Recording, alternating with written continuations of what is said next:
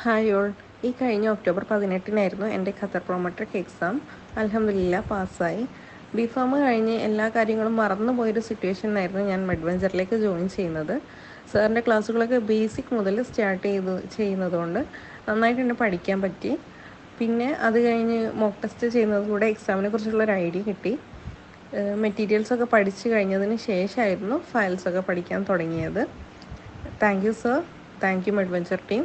Neelina ma'am ആയിരുന്നു പിന്നെ help ചെയ്യാനുണ്ടായിരുന്നത്. മാം നന്നായി ഹെൽപ്പ് ചെയ്തു, ക്വസ്റ്റ്യൻസൊക്കെ ഡിസ്കസ് ചെയ്യാറുണ്ടായിരുന്നു. പിന്നെ ലാസ്റ്റിലേക്ക് കൺഫ്യൂസ്ഡ് ആയിട്ടുള്ള പാർട്ടിൽ നിന്നൊക്കെ മാം എക്സ്ട്രാ ക്വസ്റ്റ്യൻസൊക്കെ തന്നിരുന്നു. പിന്നെ എക്സാമിനെ കുറിച്ച് പറയുകയാണെങ്കിൽ എക്സാം എല്ലാ ടൈപ്പ് ക്വസ്റ്റ്യൻസ് വന്നിട്ടുണ്ടായിരുന്നു. പ്രീവിയസ് ക്വസ്റ്റ്യൻസ് ഉണ്ടായിരുന്നു, പിന്നെ ക്ലിനിക്കൽ ക്വസ്റ്റ്യൻസ് കുറേയൊക്കെ ടഫായിട്ടുണ്ടായിരുന്നു, അല്ലാത്തതും ഉണ്ടായിരുന്നു.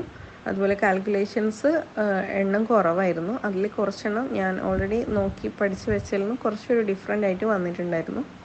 മെഡിസിനൽ കെമിസ്ട്രിയിൽ നിന്ന് കുറച്ച് അധികം ക്വസ്റ്റ്യൻസും വന്നിട്ടുണ്ടായിരുന്നു.